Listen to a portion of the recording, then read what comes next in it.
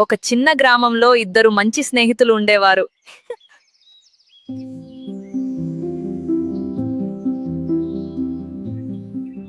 రోహన్, నా కొత్త సైకిల్ చూడు.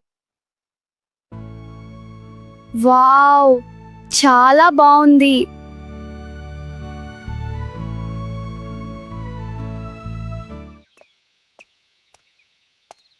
నేను సైకిల్ తొక్కనా? సరే తొక్కు, కానీ జాగ్రత్త.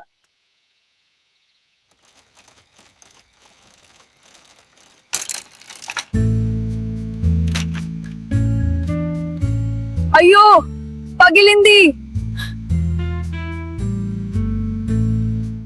నా సైకిల్ ఎక్కడా?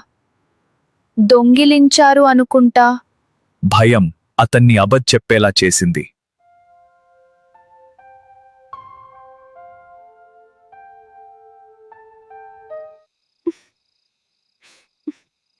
నేను సైకిల్ పగలగొట్టి అబద్ధం చెప్పాను. బైబిల్ చెబుతుంది, నిజం విముక్తి చేస్తుంది.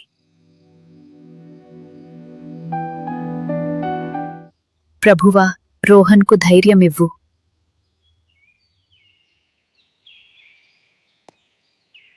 అమన్, నేను అబద్ధం చెప్పాను. నీ సైకిల్ నేను పగలగొట్టాను.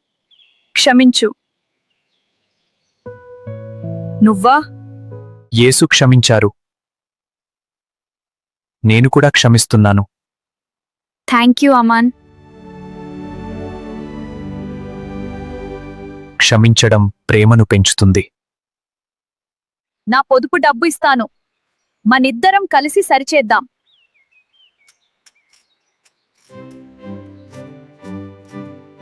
స్నేహం బలపడింది. దేవుడు సంతోషపడుతున్నాడు.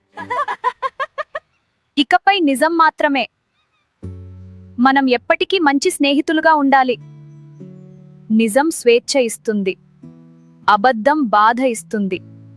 క్షమించడం ఆనందం ఇస్తుంది. Thank you Jesus. ప్రేమతో జీవిద్దాం.